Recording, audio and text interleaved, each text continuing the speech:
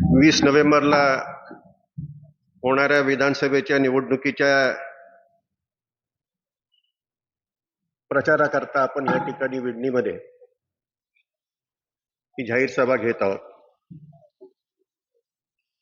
व्यासपीठावर बसलेले सर्वच मान्यवर आणि पुढील असणारे सर्वच मान्यवर,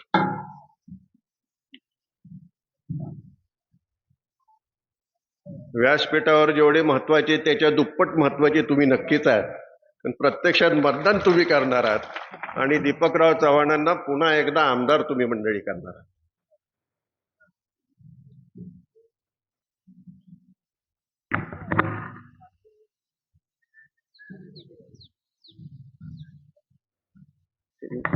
नवीन नवीन टेक्नॉलॉजीमुळे बऱ्याचशा अशा गोष्टी आता समोर यायला सुरुवात झाली आहे.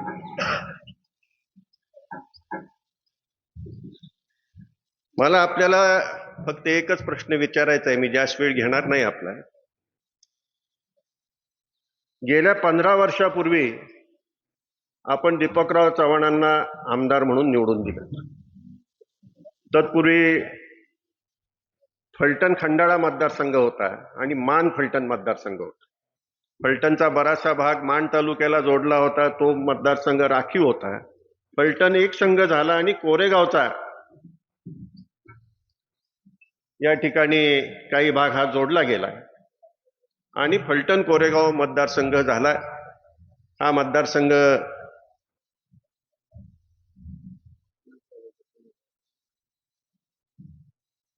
हॅलो, हा साहेब नमस्कार.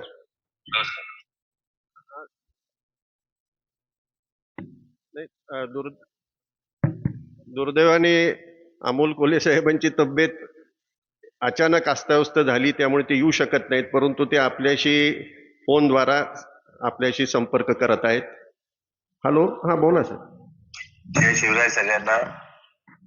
मी मनापासून दिलगिरी व्यक्त करतो. अचानक प्रकृती जरा बिघडली, त्यामुळे डॉक्टरांच्या सल्ल्यानुसार विश्रांती घेतोय. त्यामुळे आज बिडणीला आपल्या सगळ्यांच्या दर्शनासाठी यायचं होतं, ते येऊ शकलो नाही. पण माझी आपल्या सर्वांना कळकळीची विनंती आहे की आमदार दीपकजी चव्हाण यांच्या प्रचारासाठी आपण सगळ्या जमला आहात आणि आमदार साहेब चौकार मारणार आहेत. एक सुसंस्कृत निष्कलंक ज्ञानदानाचं पवित्र काम करणारी व्यक्ती ही आपल्याला आमदार म्हणून लाभणं हे कायम भूषणावह आहे. आणि समोर आपल्या वाडवडिलांनी सांगितलंय, चोरलेली गोष्ट कधी अभिमानाने मिरवता येत नाही. आणि त्या पद्धतीनं समोर असलेल्या पक्षाचं चिन्ह हे आदरणीय शरदचंद्रजी पवार साहेबांकडून चोरलेलं चिन्ह आहे. चोरलेली गोष्ट अभिमानाने मिरवायची नाही हे आपल्याला माहिती आहे.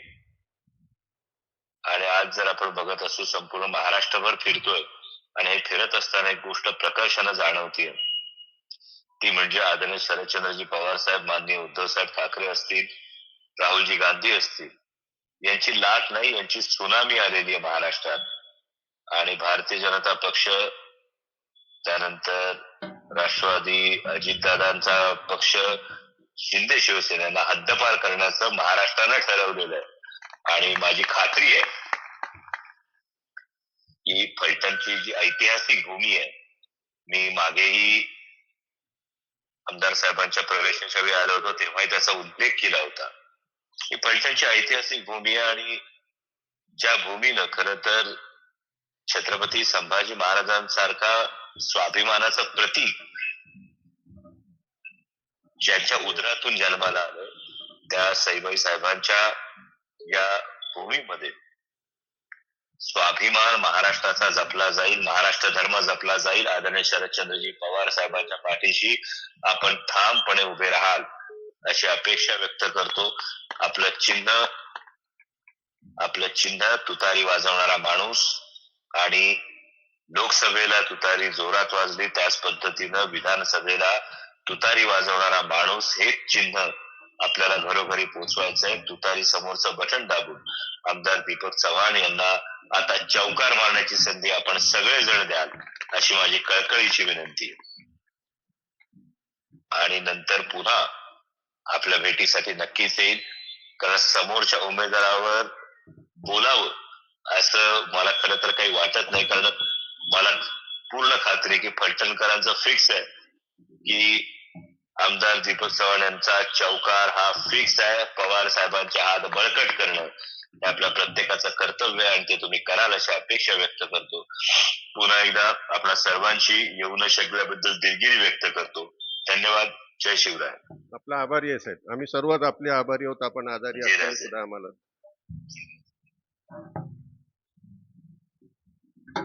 दुर्दैवाने मला जे 3 दिवसापूर्वी झालं ते त्यांना आज झालं. आणि काही वेळापूर्वी त्यांच्याशी बोललो, ते म्हटले माझे सुद्धा सांधे वगैरे सर्वच भयानक त्या ठिकाणी दुखतायत आणि जवळपास 103-104 ताप होता. त्यामुळे दुर्दैवाने ते येऊ शकलेले नाही. परंतु राष्ट्रवादी काँग्रेस पक्षाच्या नेत्यांवर, कार्यकर्त्यांवर असं का घडतंय माहित नाही. परंतु किती काही घडलं तरी 20 तारखेला राष्ट्रवादी काँग्रेस पक्ष, राष्ट्रीय काँग्रेस आणि त्याचबरोबर शिवसेना, आम आदमी पार्टी हेच आहेत, दुसरं कोणी नाही, एवढं लक्षात ठेवा. मला आपल्याला प्रश्न एवढाच विचारायचा आहे की 15 वर्षापूर्वी आमदार दीपकराव चव्हाण एक सर्वसामान्य शिक्षक आपल्यामधून आमदार म्हणून निवडून गेले आणि आता 15 वर्षांनी त्यांच्यात काही तुम्हाला फरक जाणवतोय का? म्हणजे माणूस आहे तसा राहिलाय का बदललाय? अहो, साधा सरपंच झाला एखाद्या गावचा की त्याला वाटतं मी सरपंच नाही, मी आता प्राईम मिनिस्टरच झालोय. सभापती झाला तीच तीच तरा, जिल्हा अध्यक्ष झाला तीच तरा, स्वर्ग 2 बोटच राहतो. पण हा आमदार अजूनही जमिनीला, हा उमेदवार अजूनही जमिनीला पाय ठेवूनच त्या ठिकाणी उभा असलेला दिसतो.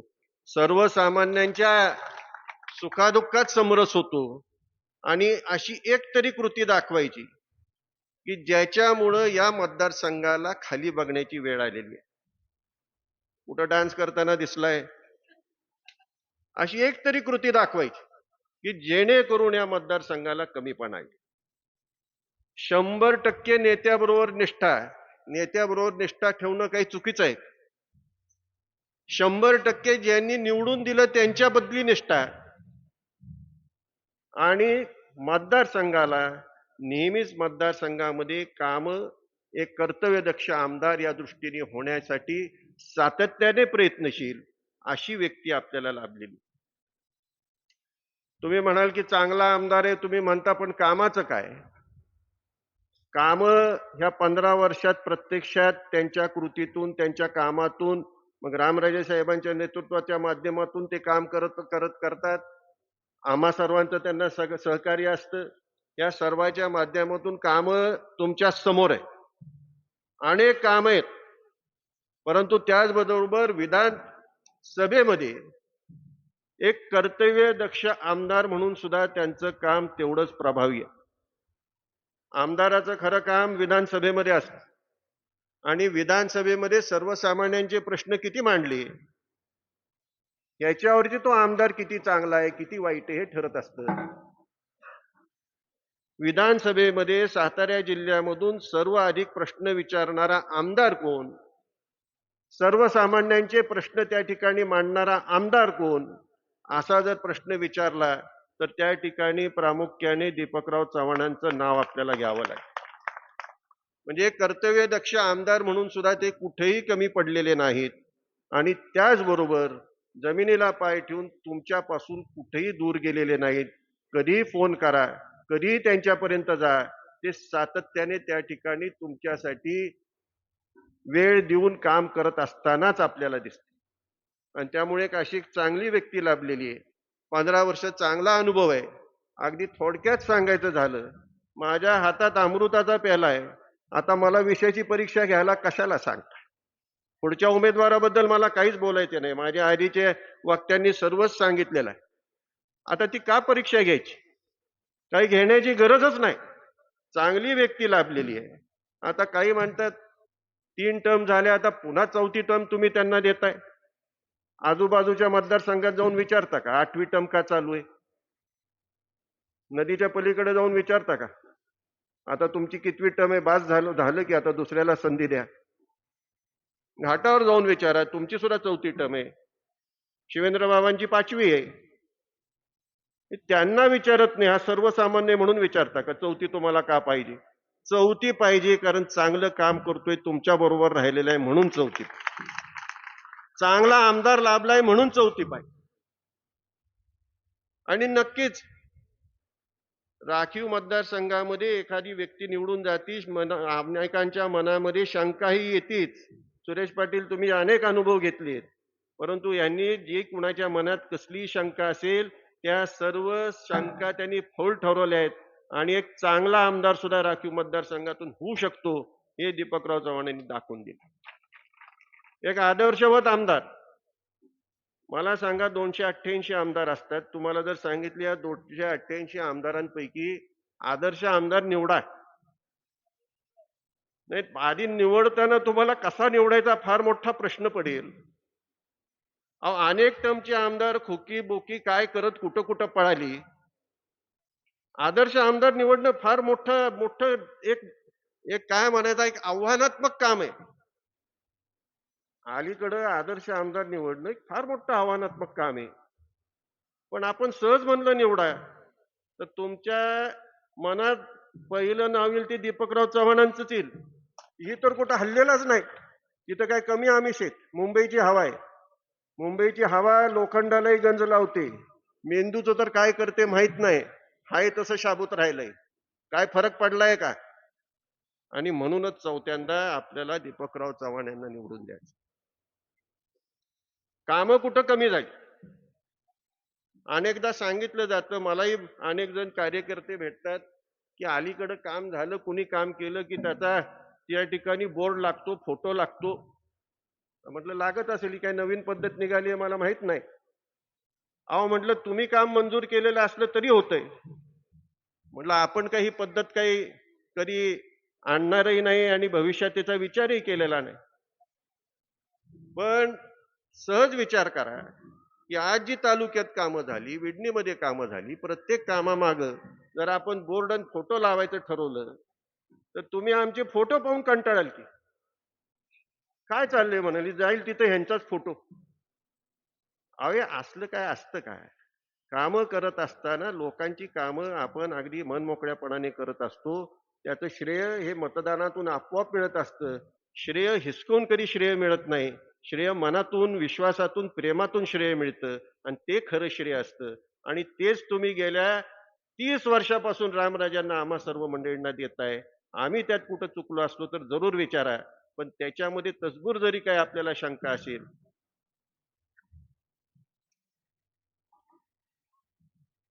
त्याच्यामध्ये तसबूर जरी काही शंका जरी आपल्याला आली असेल तरी जरूर विचारा.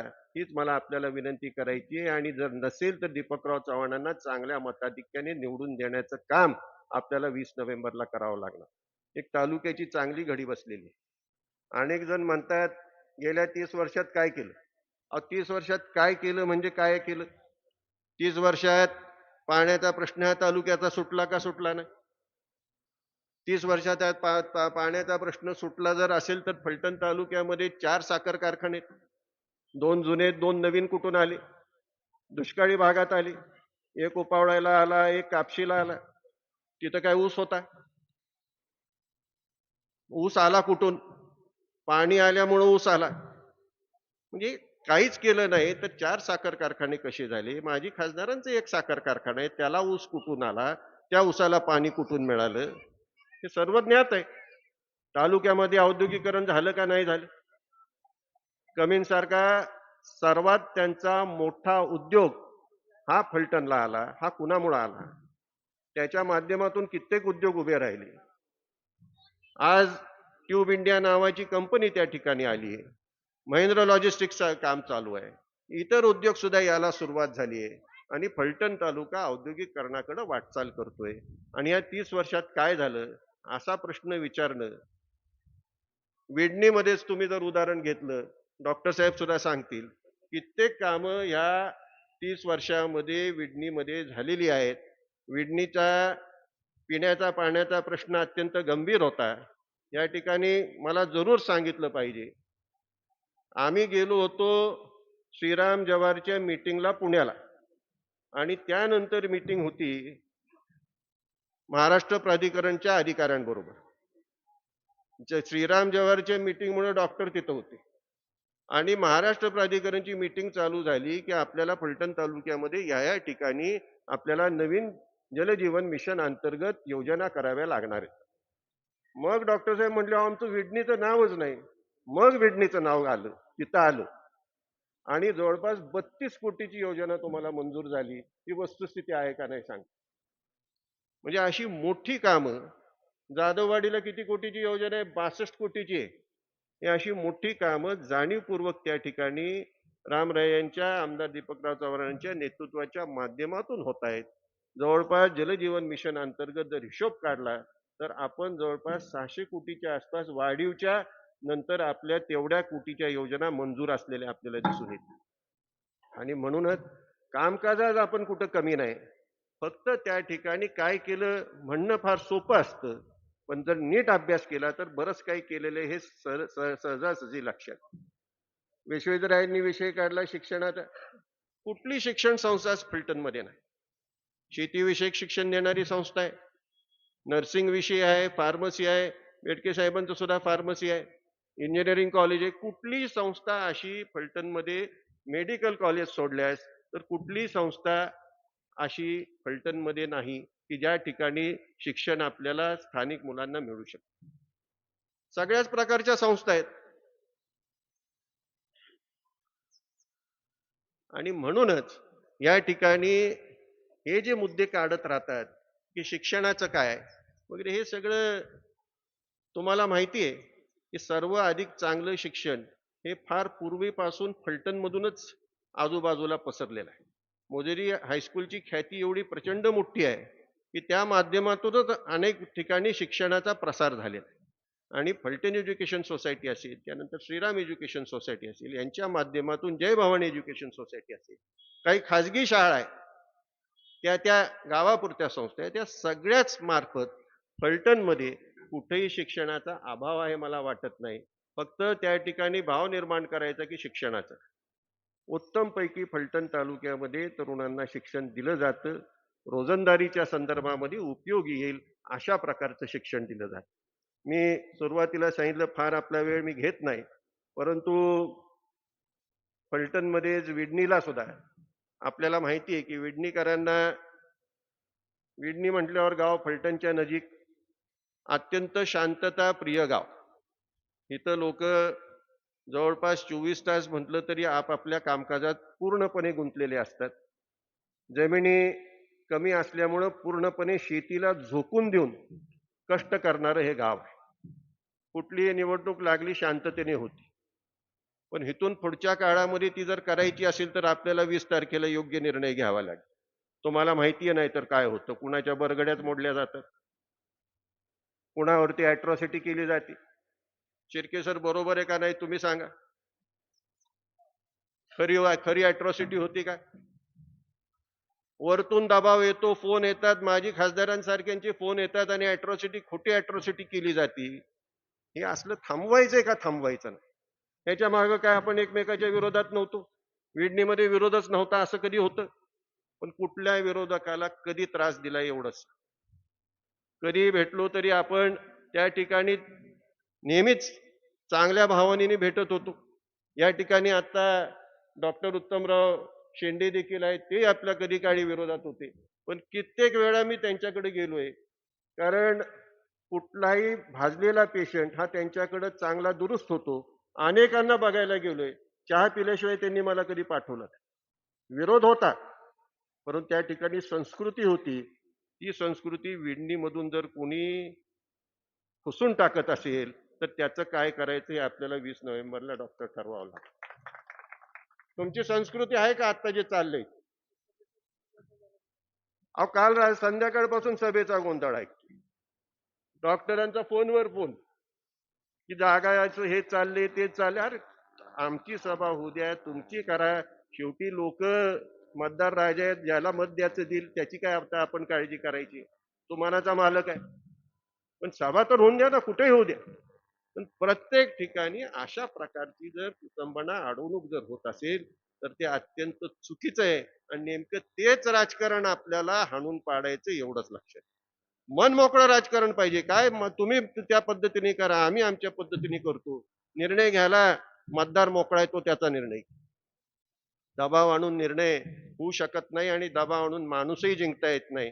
आपण आजपर्यंत माणूस जिंकलाय, तो प्रेमानेच जिंकलेला आहे. आणि एकदा जिंकलेला माणूस परत जात नसतो. प्रेमाने जिंकलेला माणूस बरोबरच राहत असतो. आणि त्याच पद्धतीने आपल्याला माणसं जवळ करायची आहेत, दमदाटीने करायची नाही.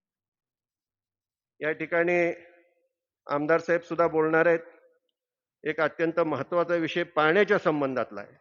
ते आमदार साहेब बोलतील, पण आपल्याला कल्पना असावी की ज्या वेळेला आपण लाडकी बहीण योजना वगैरे वगैरे ह्याबद्दल चर्चा करत असतो, एकदा एखादी योजना सुरू झाल्यानंतर ती योजना महाविकास आघाडी आली तरी ती सुरूच राहणार. असं एक भासवलं जातं, ती आल्यावर ती बंद होईल. ती आल्यावर बंद होणार. किंबहुना महिलांना अधिक सक्षमीकरण कसं करायचंय अशा दृष्टीने त्या ठिकाणी प्रयत्न होते. आजही आपल्याला माहिती की खऱ्या अर्थाने महिलांना सक्षम करण्याच्या दृष्टीने कुणी ठोस पावलं उचलली असतील तर आपल्याला पहिल्यांदा पवार साहेबांचं नाव घ्यावं लागेल. संरक्षण मंत्री असताना सैन्यामध्ये महिलांची भरती ही संकल्पना कुणी आणली? एअरफोर्समध्ये महिलांची भरती ही संकल्पना कुणी आणली? नेव्हीमध्ये महिलांची भरती, आणि आज फायटर पायलट महिला आहेत.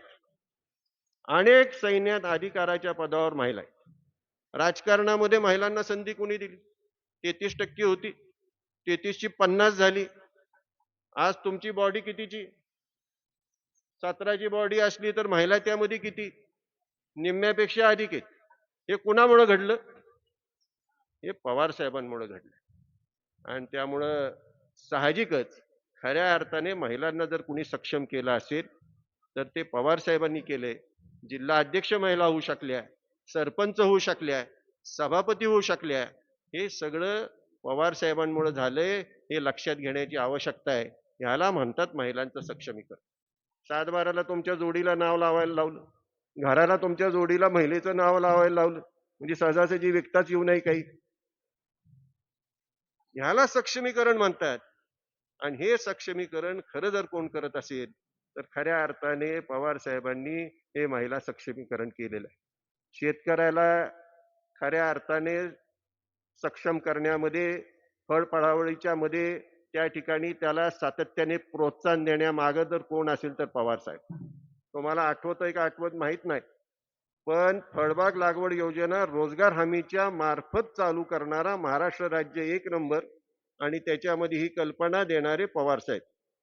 हे आपल्याला विसरता येणार नाही. आज धुमाळवाडी गिरवी परिसर हा फळबागेसाठी हा प्रसिद्ध आहे. आणि केवळ फळबागेसाठी हा प्रसिद्ध नाही तर संपूर्ण महाराष्ट्रामध्ये फळांचं गाव अशा प्रकारचं धुमाळवाडीचं संपूर्ण महाराष्ट्रात, भारतामध्ये नाव झालेलं आहे. आणि याच्या मागं कोण आहे? पवार साहेबांसारखं.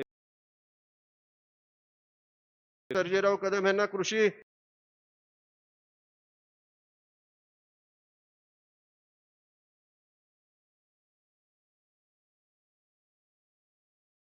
इच्छितो.